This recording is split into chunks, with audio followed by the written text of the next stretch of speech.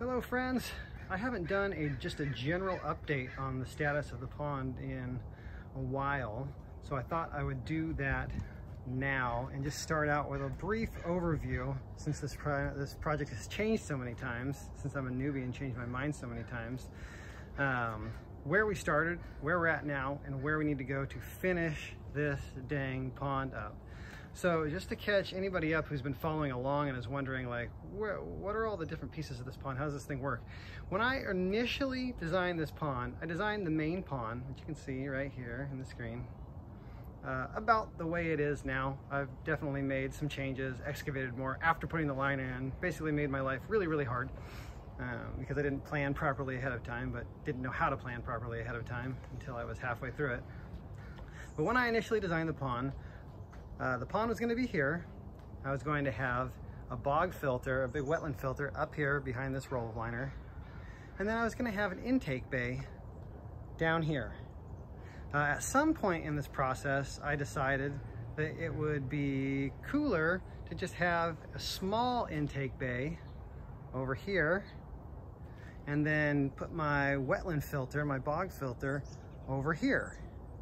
And I think one of the last updates I did, just general updates I did, had one of the most popular videos that people have watched about this series so far is about the wetland filter that I've been digging. Well, it's right here. It's not here anymore. It's going back over here.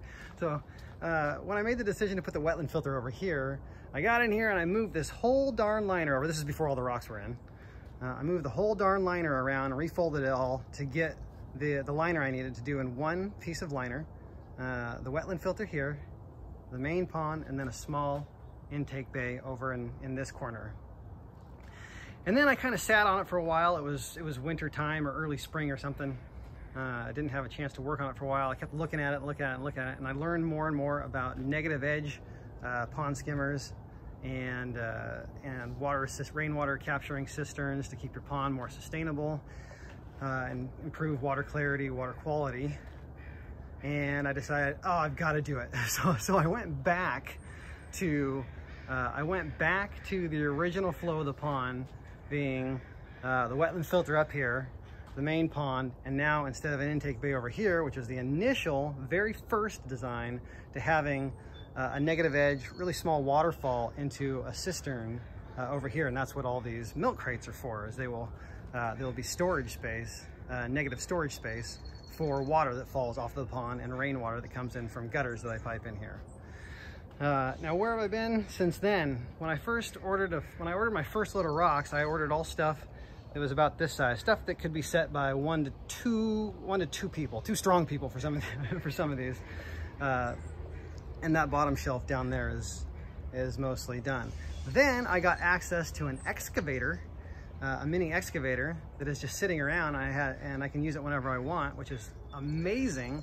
My dreams got a little bit bigger, and I thought, well, I better buy some bigger rocks. So I bought a lot bigger rocks, and we did this shelf here. And then I bought even bigger rocks when that worked really well. And we did these here, and some of these really massive ones that most people will never see because they won't be on this side of the pond. And these guys over here, and I'll do a little walk around in a second. But basically, where are we at now? The pond is dug, the liner is in, it's set where it is. Here's one of the biggest mistakes I made, is moving this liner around and changing the plan so many times. I initially was going to be able to do this entire pond, the intake bay, and the wetland filter in one piece of liner. Well, that didn't work out. And so that's added about $500 in cost to this project, because once I started setting rocks and changed my mind and put this retaining wall in that I'll show you in a second, there's no way I was moving the liner anymore. So in order to get what I needed to do everything I needed to do, I had to buy another piece of liner. I actually had to buy two additional smaller liners to do the additional features that I planned out. So let's just take a little walk around the pond. Here's the deck over here to reference, everyone. So this is one of the main viewing angles, another main viewing angles from the master bedroom up here. The whole backyard's a wreck, so there's so much work to do. I'll build a patio over here. I think we'll probably put a hot tub in here somewhere at some point. This is my little negative edge cistern. The milk crates are, most of the milk crates are in. It's kind of a mess right now because I moved on from working on this to get back to rocking the main pond. took out some bamboo to get the excavator around the cistern to the backside so we could set these big rocks back here. As you can see, I've got this retaining wall in here at the bottom. I chose this retaining wall because after the liner was in the first time, I decided that the deep end area wasn't big enough. I wanted it to be bigger. It was going to be, you know, this backyard is kind of narrow, and I had 3 shelves going down, and that left the bottom of the pond really narrow. The deep end of the pond really narrow. So I decided to take one side of that shelf out and just turn it into one straight wall down right there. And in order to do that, this is before I had the excavator, I thought there's no way I'm going to be able to set rocks properly to create and I have sandy soil, so I wanted to do good reinforcement. Not just stack tiny little rocks around and hope that it was going to be good enough. So I wanted to build a real retaining wall, something that would actually retain soil if I needed it to. And so I chose these retaining wall blocks, which most people will never ever see, because most people won't ever even come over to this side of the pond. They'll only see it from the deck up there or from the patio over here. So this will be, the wall will be mostly invisible, but if you ever get down in the pond or come over here, you'll see it. And I actually think it looks kind of cool. It's a nice little kind of mini modern feature inside of a mostly natural looking pond. Yeah, set some big boulders. 3 of the biggest boulders, and most of the biggest boulders are over here on this side of the pond. And so what is left to do? Oh, also I've got my 2-inch plumbing. You can see it kind of coming over, snaking over here. The pump vault, where all the water will come from to power the waterfalls and the jets and stuff, will all come from this pump vault over here that's inside of the cistern. I've got one pipe running down into underneath these rocks here that will feed an in-pond, I guess you call it an in-pond wetland filter. I would call it, it'll be like an upflow manifold, which there'll be another 5 inches of material at the bottom. It might be sand, it might be pea gravel, and these pipes with slits in them will be underneath, just like you'd see in a bog filter, and that will help filter the pond. And then I will have another wetland filter over here on the other side of this, on the other side of the pond. It'll be probably 8 by 12 or 10 by 10. I haven't decided yet. I can't dig that. It's not dug yet, and I can't dig it until I get the rest of the boulders in around here, because once I dig over there, I won't have access with the machine to set the boulders. So there's a little bit of work that needs to be done down here and up here, and as soon as that's done, I can dig the wetland filter over here, and then that will be that. And then, as you can see, I've got a jet.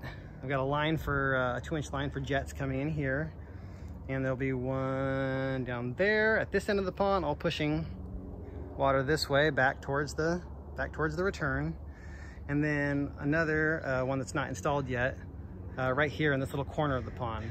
And I was going to put one over here in this kind of, the pond kind of goes whoop in like this, and I was thinking I better have a jet here, and then I realized I've got all this leftover liner because I positioned the liner wrong. I'll have plenty enough to do a stream, so what I'm going to do actually is, rather than put in a jet there, I'm just going to have a stream that starts underneath the deck, and eventually I'll build some sort of skirting on the deck so that you can't see underneath the deck, and the stream will start underneath the deck, run by this little cistern pit here, which I think I'll put a big faux boulder over, and it will run by and it'll just dump into the pond right here, and that will act the same as a jet, but it'll be way cooler than just having an underwater jet return. And so that's kind of where we're at right now.